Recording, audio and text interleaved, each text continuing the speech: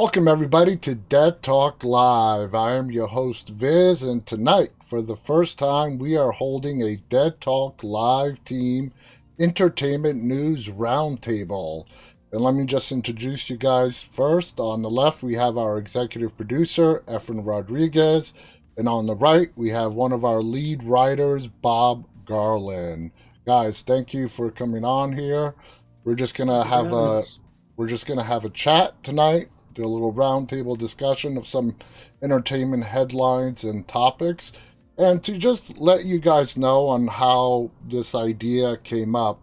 We have a pretty nice sized team here at Dead Talk Live, Dead Talk Media in general, and we all communicate through WhatsApp. We have several different chats where it's broken up by department, and then we also have a general chat. So every day throughout the day, we chat, share information, links, news, opinions, maybe poke a little fun at each other every now and again, keep things lighten up. But it's, we've built a nice, close family. So I just had this idea of, you know what? Let's just bring this discussion to the screen one night, see what kind of reaction we get, and just go from there. So we're just going to get started right away. And we're going to start off tonight's topic with a movie that literally just came out of nowhere and has become such a hit. It's been greenlit for a sequel. It's at over $95 million worldwide already, and that is Universal Pictures' Megan. Now, I have not seen the film. Efren, I don't think you've seen the film either, right? I have not known. Okay, so Bob, that leaves you. You have seen this film. So, what is it about this Universal Pictures film that has just taken off? Universal is the one who did the Halloween trilogy. What makes Megan so damn good? Well, you saw The Exorcist, or not The Exorcist. You saw the Child's Play remake, right? Yeah. Basically, the exact same story from the trailer.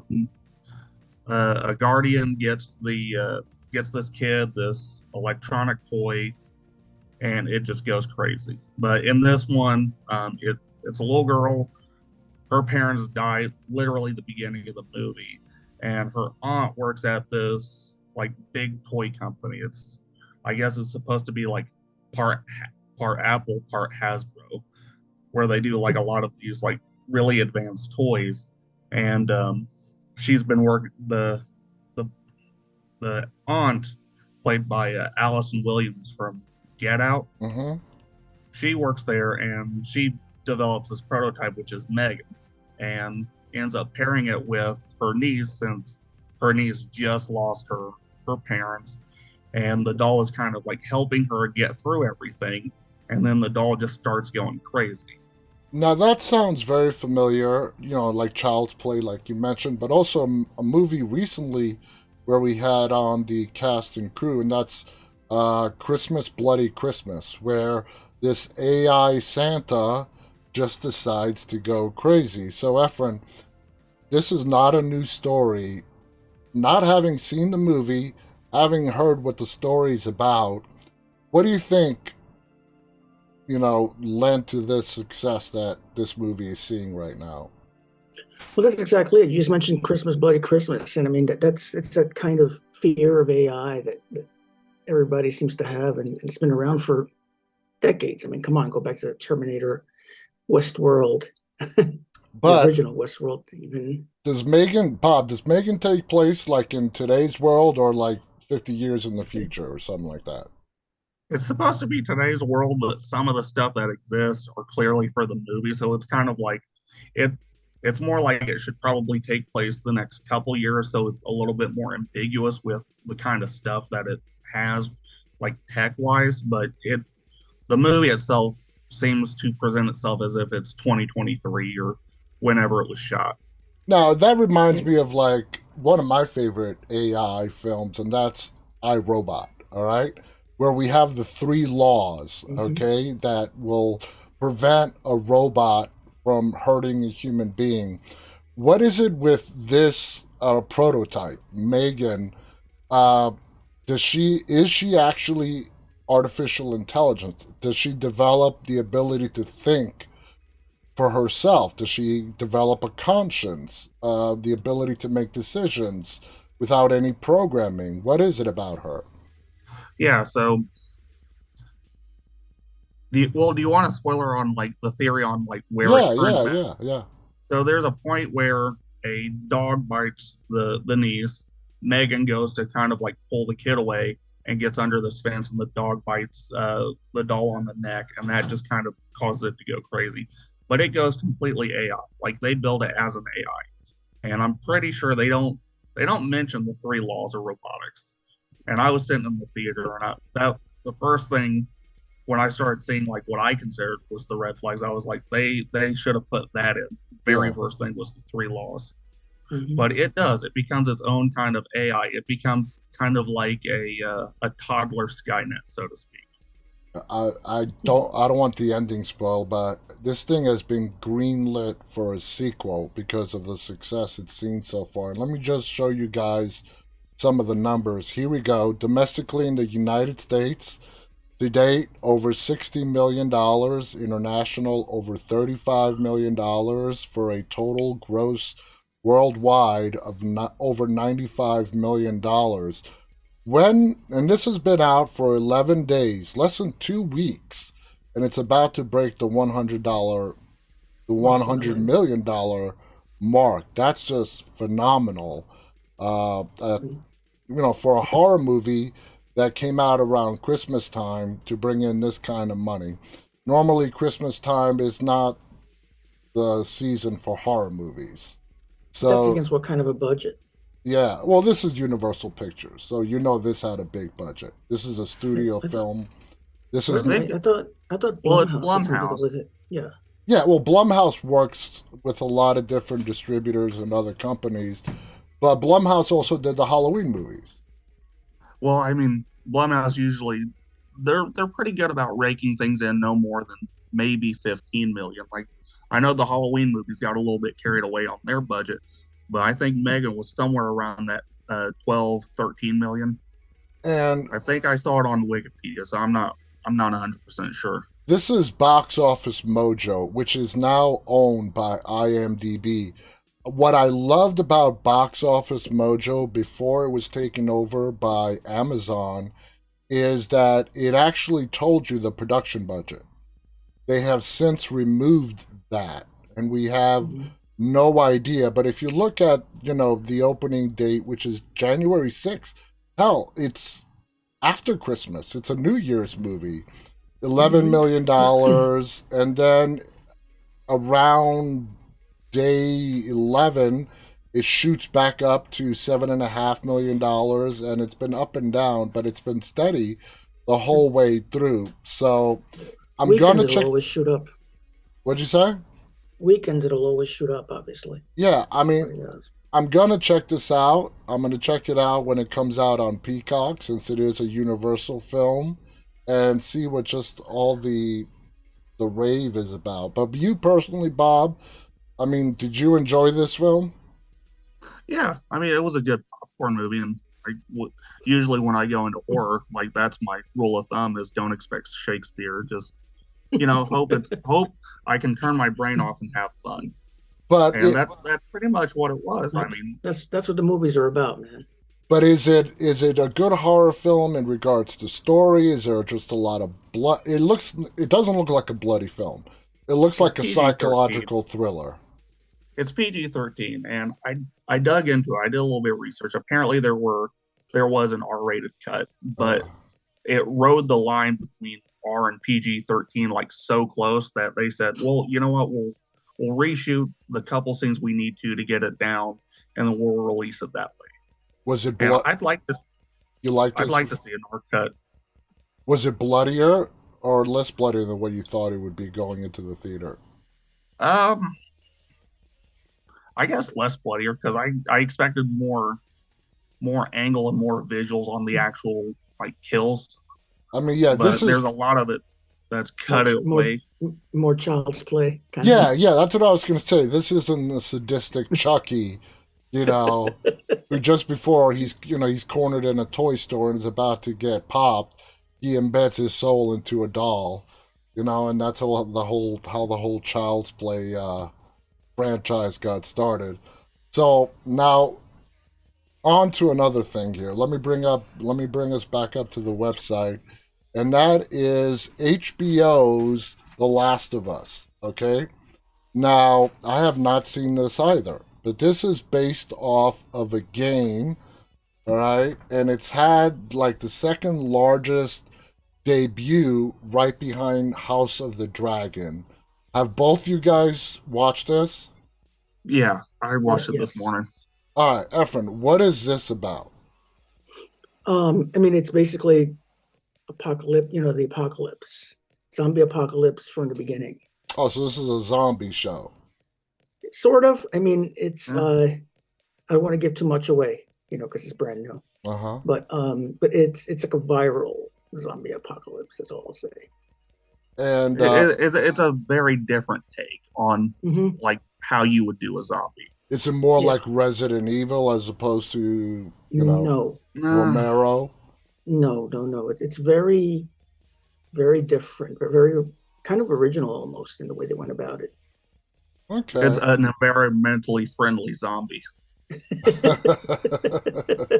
All right, now this is no excuse for me not having to watch it, so I'm going to be checking this out really, really soon. Oh, you'd love it. But they did a phenomenal job. I didn't expect it to be anywhere near as good as it was. Did HBO Max drop the whole season at once, or they released? No, just the first. One episode. So there's only one episode out right now. One episode, and it's a long episode. It's like 80-something minutes, I think. Well, that's weird because I guess for a gaming title, this must have been really popular as a game on its debut, on its pilot episode, to draw in 4.7 million viewers. Well, they've been working on this for years. When the game first came out, Sam Raimi was gonna do a movie about it. Like the next day, they greenlit a movie for it. And what happened with that? It came through. Yeah, it just got okay. So it ended up. Here's what'll happen. Eventually, those numbers are going to go down because obviously the gamers weren't so impressed by it.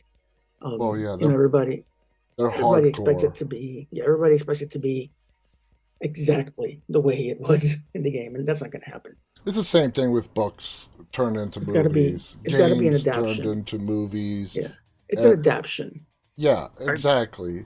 So. I'm just trying. An adaptation, they did an amazing job. I like I said, I was in awe. So I think it'll have the lasting power. Well, because of what's going on now, like we're talking about it because it's making all the headlines. So I didn't know, I had not heard of this. It was not on my radar, but now through the headlines and us talking about it and word of mouth, I'm going to start checking this out, and I'm sure I'm going to love it. So it dropped at the perfect time because The Walking Dead just ended, and there's that void.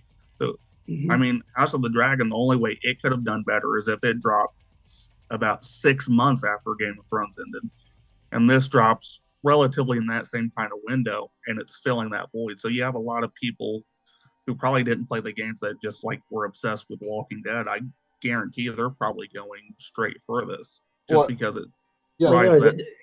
Same night, same time. And House of the Dragon, that had the Game of Thrones following. Okay, so you knew that was going to get a large following, at least for its debut episode, and people were going to decide. It was just that the show is phenomenal. It's a great show, and that's why viewership sort of persisted and grew as the House of the Dragon season progressed and through the first season. With this show, I guess a lot of the gamers are the ones who tuned in, and then probably after word of mouth, very soon after the premiere date when it dropped, a lot of people tuned in, and thus the numbers that it has with 4.7 million. So I'm definitely going to be checking this out as well. Speaking of zombies, we got to talk about Fear the Walking Dead, Efrain, is announced the final season. So now we have The Walking Dead, which ended last last year, December. That's all done with. That was the main show, the mother show that went on for 12 years. Fear the Walking Dead, the first spin-off that started about 4 years into The Walking Dead and is about to premiere its eighth season. AMC announced that it's going to end. This eighth season is going to be the final season for Fear the Walking Dead. To let our viewers know what AMC is going to do with that is they're going to break it up into two 6-episode segments. So the first 6 episodes are going to air in May, and then the final 6 episodes, I'm guessing, are going to air either late summer or October. So, Efrain, in your mind, your AMC, okay, you just wrapped up one of your most successful shows of all time, and now you're wrapping up its first spin-off.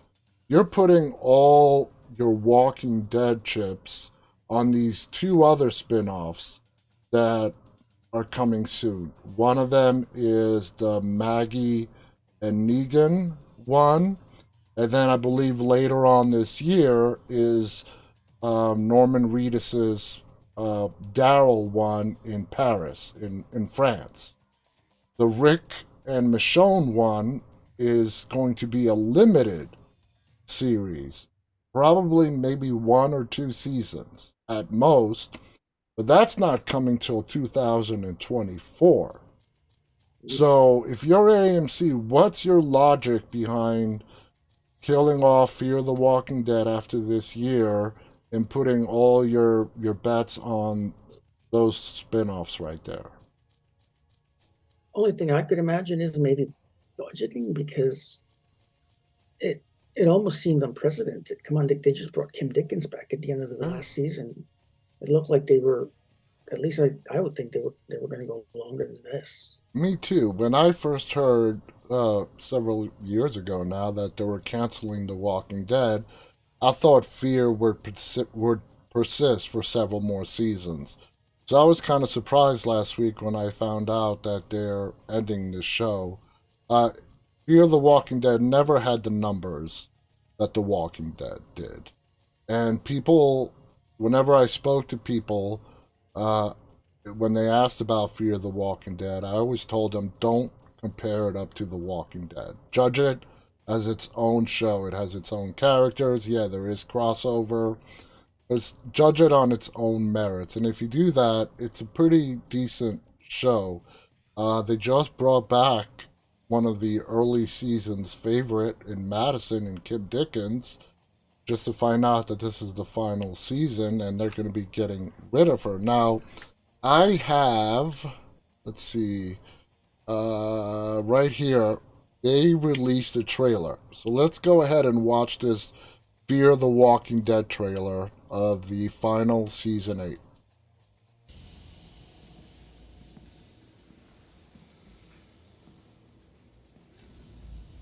Good morning, Laura. It's that time of the week. I think this is a You're flashback. gonna play nice today.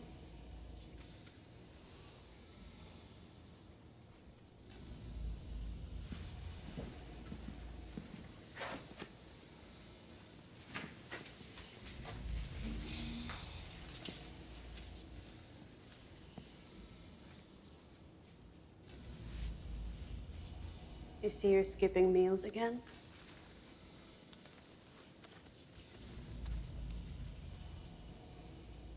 We have ways to make you eat.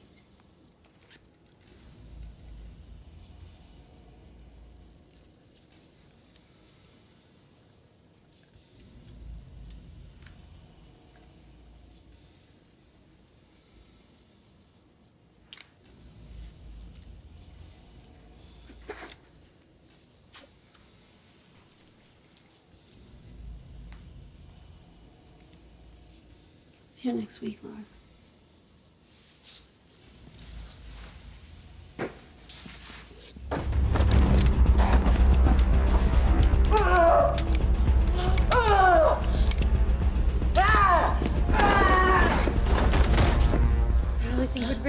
Grandma down here?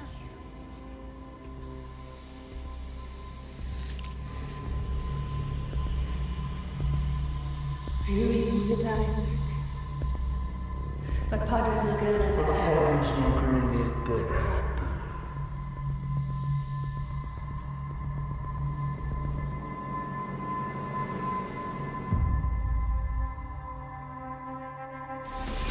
All right, so two things with that trailer right there. I think it's a flashback to, Definitely. yeah, it looks like a flashback to before she runs into Morgan. What do you think is up with that bite mark on her arm? I mean, that is a bite mark. When she rolled up her sleeve to draw that blood or whatever, I mean, it can't be a zombie. I mean, they put it there for us to guess. But I don't know. I have no idea what that is about. Maybe it is a zombie. Maybe they found a way to stop the infection or slow it down. I don't think I was just reviewing in my head the final episodes that we saw her in last season. I can't remember if it's possible that she could have had an amputated arm and she was just using a fake limb or something. So I don't know. But anyway, the final season of Fear the Walking Dead premieres this May. First 6 episodes. The last 6 episodes are going to be coming later on this year. So, now, this is funny. Our next topic. Velma. Okay? Scooby-Doo. Oh God. Come on. Everybody loves Scooby-Doo. We all have kids, and I watched Scooby-Doo. I didn't watch Scooby-Doo growing up. I watched Scooby-Doo with my kids when they were growing up. So, but anyway, Velma, the show is getting a lot of flack, okay? It's also on HBO Max. I have not seen this either. But, Bob, why is Velma getting such negative pushback, to put it mildly? Well, for one, it's getting pushed back by everybody. Like left, right, everybody has been pushing back on this. And it really comes down to is Mindy Kaling, the writer and the voice actress or voice actor playing Velma, basically didn't actually put Velma in the show, just put herself in it and just made herself Velma and actually didn't really add any of the character. Then they advertised this as a prequel to the show. Okay. So apparently this is supposed to be before they group together and solve mysteries. And it's changing one thing after another, but it's also making things adult when it's Scooby-Doo. It was never meant to be adult. Scooby-Doo was always a children's property. And I don't think there was anybody clamoring for them to do a Riverdale update or animated version of Scooby-Doo, especially when it's on probably not the most popular character out of that gang. Yeah. If you were going to do a prequel, you would probably either go with Scooby, which they did. They did one in, I think, the 80s, a pup named Scooby-Doo. Yeah. And I watched that religiously like I watched the original. Or you would do it about Shaggy because, one, his dad's a cop, so he's kind of got more of an interesting story to tell there, but also because he's connected to the dog. The dog is the show. Yeah. You wouldn't do Flintstones without the kids because they're just that important. But this show, Velma, it's like take the Flintstones and make it about Betty, but you don't put in Fred, and then you change Betty to be completely different. So why even call it Velma? Efrain, what do you, Exactly. That's the whole problem with it is this looked more like a show that should have been done brand new, create your own characters, create a whole new scenario and put it out that way. They're just trying to use the popularity of the Scooby-Doo brand to build up this show. All right. Well, and to build up the whole diversity and inclusivity. But here's the thing. When you take classic characters and you change them that much, Velma is, I believe she's Native American on the show. They made Daphne Asian, and she's got two lesbian moms. And They're trying they to made modernize it. yeah, Shaggy isn't Shaggy anymore. He's known as Norval. That's like his full name, and he's African American. I mean, you're not just changing a few aspects. You're changing everything. Just create your own show. You've obviously got an idea of what you want to do. Create your own show. Create your own characters, and leave the classics alone. Well, it comes off as so just disingenuous because you're taking this property, you're keeping almost nothing. And I have you seen the pictures they released of Scooby in this show? No. Yeah, Norval is gonna have, it looks like a girlfriend who's also African American, and her name is Scooby, but it's spelled with an I. Oh God. Wow. Has this I mean, has this premiered already or no? Yeah, Yeah, it's on so HBO Max. All right. Yeah, it just sounds to me like HBO is just grabbing the brand franchise and building off a whole new story and characters with just the same and so names. you could modernize Scooby Doo. There's a lot of cool things that you could really bring in to the group, because of social media cell phones and all this. And honestly, they were always skeptics in the show. You could really, Didn't they do that with Mystery Inc.? yeah, you could do such a great angle. Like you could have done basically the kids' versions of like Ghost Hunters with Scooby Doo. They go and investigate, and then when it turns out that it's actually just somebody in the costume, they catch them and turn them over to the cops. And there's the new angle. They're trying to prove the paranormal exists. Yeah. Then you can have one character who doesn't believe, one character who does. There's a lot of ways you could have modernized Scooby Doo that would have been kid friendly and that wouldn't have changed everything. Now, what about this show makes it not kid friendly? I mean, language? What is it? Language, nudity. Really? Yes. Wow. Now, I haven't seen an episode. I've just seen the trailer they did at one of the Warner Brother panels or something. I think it was Comic-Con, and it showed a fully nude. I think it was Daphne, and it even showed pubic hair, which is completely inappropriate. oh, Like it wants to be an edgy adult swim show, but it wants to do it with kid-friendly characters, and it's just if you change everyone's name and change the style so it's nothing like Scooby-Doo, I bet it would have been reviewed much, much better than it is now. now, The way it got my attention, my kid who's been watching Scooby-Doo all his life turned it on and turned it off 15 minutes later. He said, "That's not Scooby-Doo." yeah, I remember you wrote us about that, saying that you never thought that would happen in like a million years, and he asked to turn it off. What's HBO doing with this? Are they doing a second season? I assume not. I think I don't know anything for sure.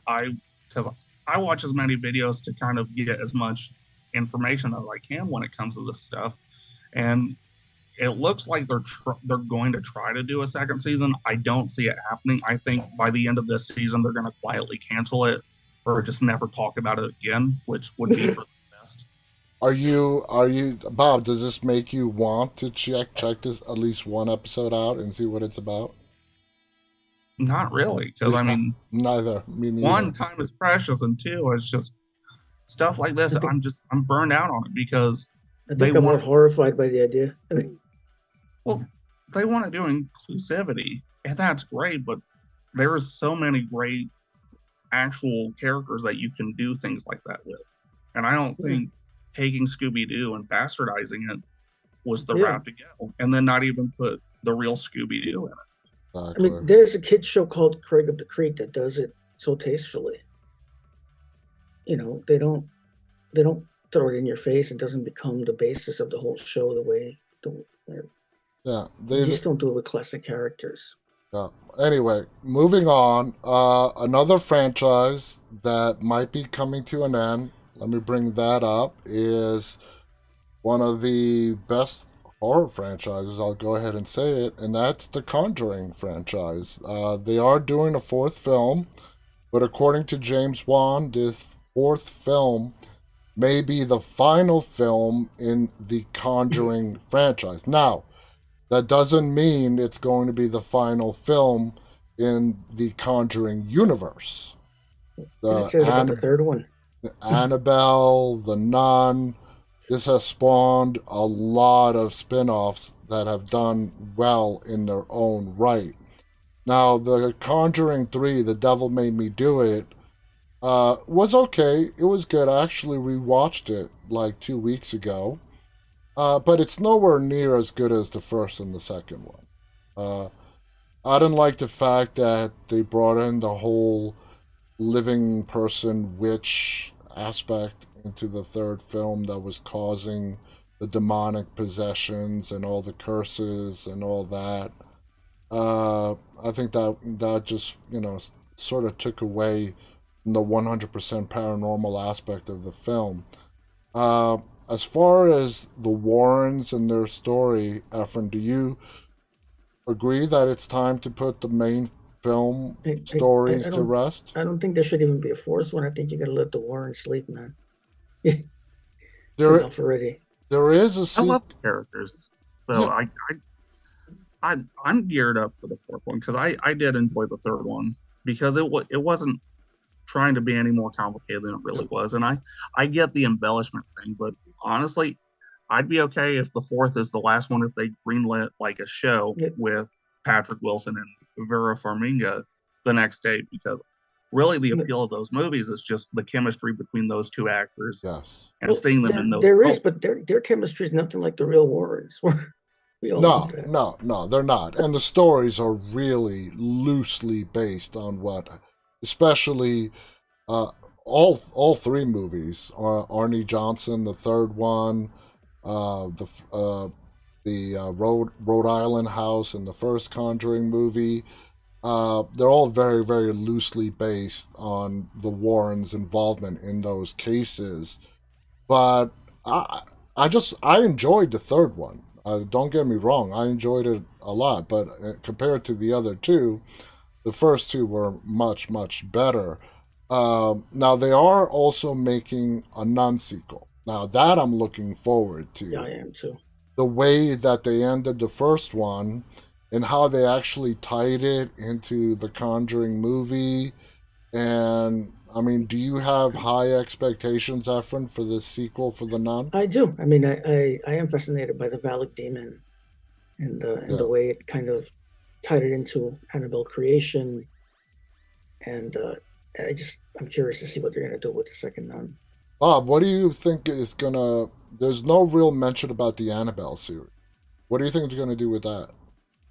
I just think they're taking a little bit of time off from it just because one of the bigger forces, I think, was I think it's the director of the second one that ended up doing a Marvel movie or something.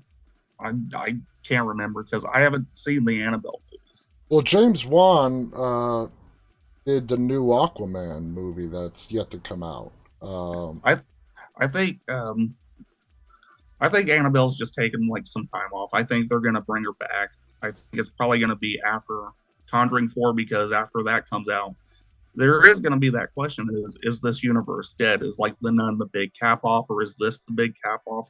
And my two predictions are they'll get a good director for 4, and it'll just be a surprise hit. So they'll talk about it and decide to make a 5, but they'll put it off for a few years so that it feels like you've had no Conjuring for a bit.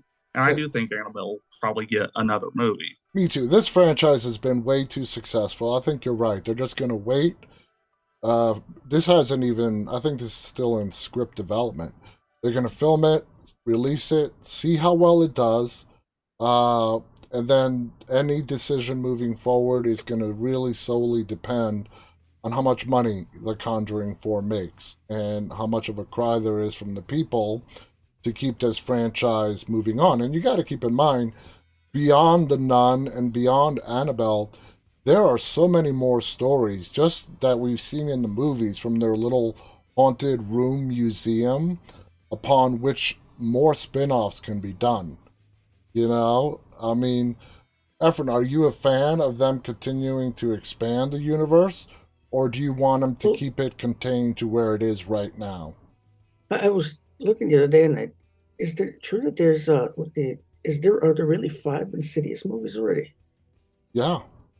See, I lost count. I don't think I've And seen that, the 5th one. and that's another great franchise with Patrick Wilson. He was great in it. He's You, not.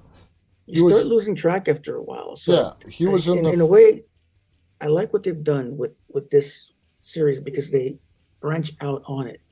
It's not just one continuous series Yeah. because it does get boring after a while. Well, Ed did have an apprentice that his daughter ended up marrying. So I mean, there's always room, even if you don't want to continue like with Ed and Lorraine, which I get because there's a lot of hubbub about that whole thing. But you could always do The Apprentice. You could do your TV show like they did with Highlander, where you have the main duo in the opening episode to kind of introduce everybody. Then they leave, and then you follow, their daughter and her husband as they're doing their paranormal stuff. And then you have a lot more to embellish, and then you have all the artifacts. There's countless avenues you can really take with this. And absolutely, and the Warrens themselves are a brand. They are a high value brand. And you mentioned their son-in-law.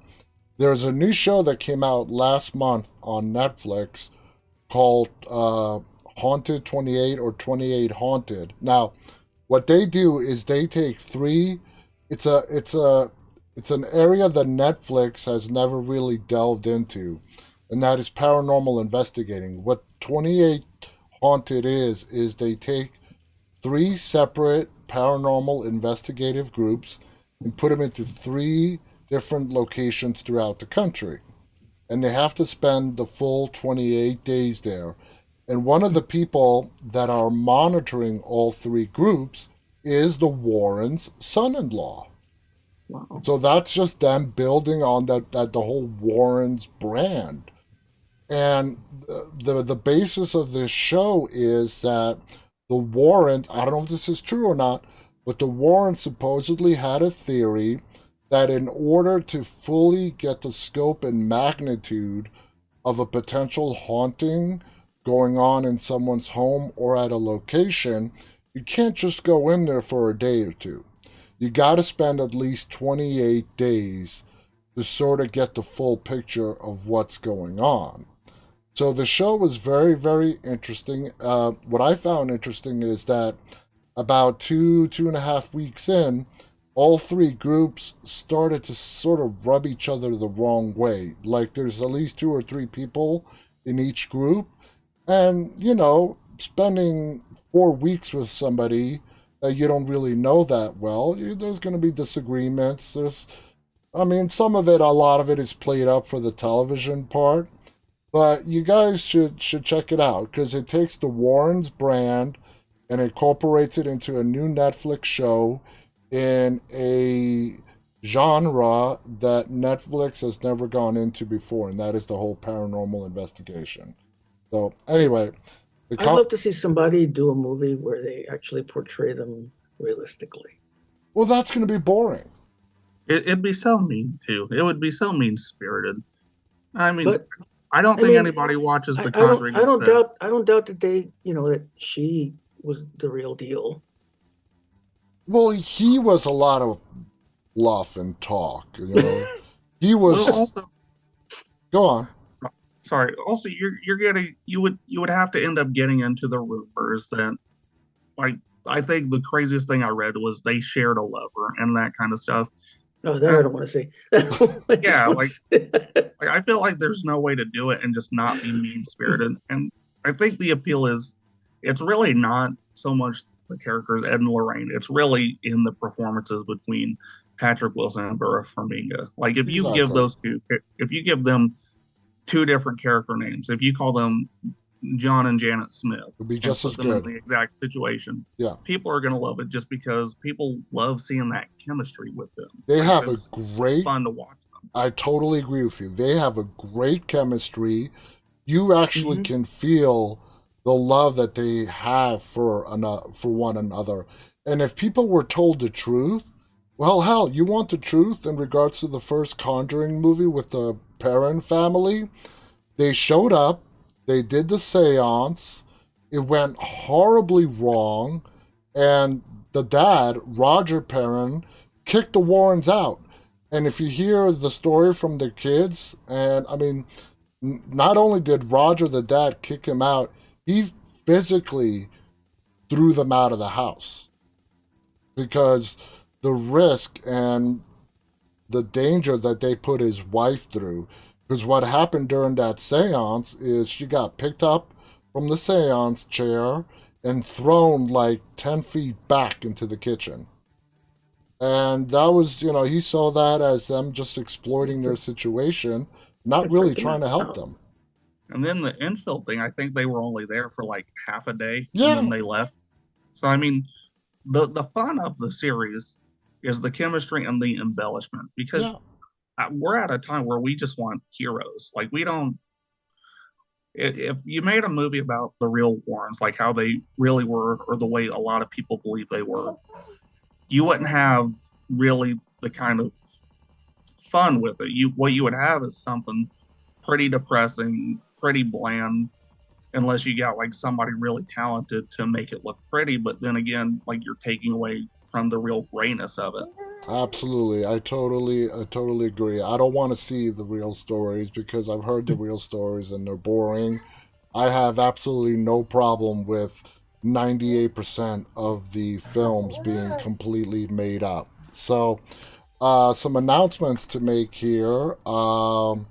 This coming Thursday, speaking of the paranormal, we are going to be welcoming the Kindred Spirits team. Amy Bruni, Adam Berry, and Chip Coffey. Discovery Plus is getting ready to release a brand new season of Kindred Spirits on January 20th. So I'm looking very much forward to talking to those three. Another note here, this weekend is going to be the second and final weekend of our Cine Expose virtual horror film festival. Yes, it is. We last year, 2021 was our first annual. This is our second annual film festival. We got like twice as many submissions, some great films, and we actually have a clip from last week's. That's not it. Okay, so check this out. This is just a clip from last week's, one of the movies from last week.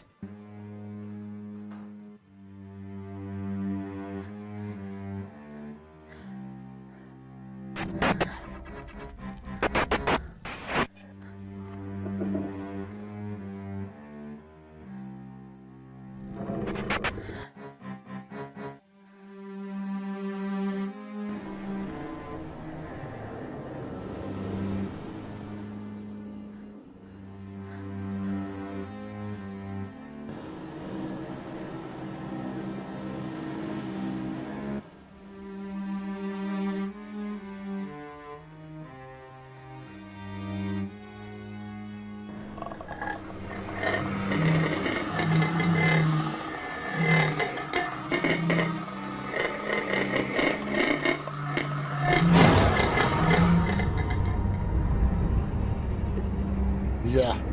So, that's just a little taste.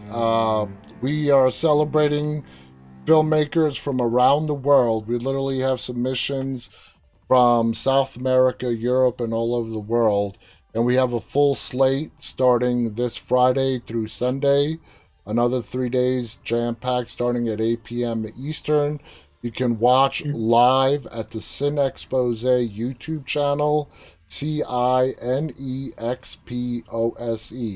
Just go to YouTube, search for that, and you'll see the upcoming shows listed on top. They're not yet listed for this upcoming weekend, but they will be in the next couple of days. So definitely go ahead and check that out. And And what sets an expose apart from other film festivals is the audience gets to pick our winners. So Sunday night we'll be voting for all the festival winners. And we do have day 2 and 3 from last weekend still up on YouTube. So while you're waiting for this weekend to come, you can catch up on the days that you missed from last week. And some other great news this past week. As you know, Dead Talk Live is produced by our company, Dead Talk Media, which is a production and film distribution company. We signed a new movie to distribute by Thomas G. Waite, who a lot of you know as Windows from The Thing. He was in The Warriors, starred opposite Al Pacino and in Justice for All. He has a new sexual comedy, and this thing is, it's edgy. It's called Target. Check out our social media. I posted the trailer today, and I'm going to play it for you guys right now if you haven't seen it yet. This film is being released this coming spring. We don't have an exact date yet, but as soon as we get one, we'll definitely let you know. But check out the trailer to Target. Why don't you want to be intimate with just me? It's just with me, the intimacy comes after you have sex with another man. Why are you like this? I'm a pervert. I need to take our sex life to a higher gear. Okay, I'll think about it. But I have to pick the guy. Dick's Deli. Oh, you mean that guy that works there? You give me a ride on that bike sometime? The first time you saw him. You're blocking the walkway with your bike friend. Nowhere else to park? One thing I know is you two love each other and are devoted to one another. And that, I respect. Salud. Jump in the lake, anyone? I may seem normal. No, you don't.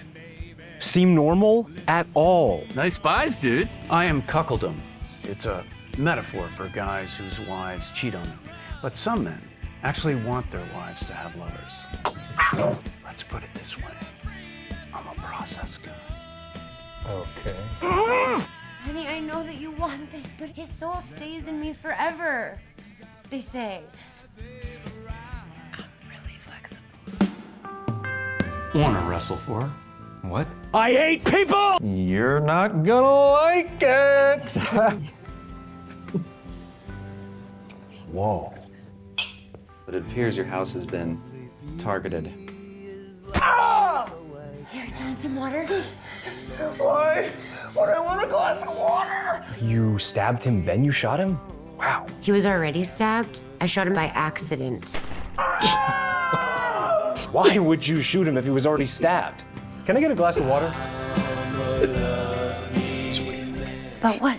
Vinny, Come in. in case things get too crazy with Shepard, they don't work out, we have a backup plan.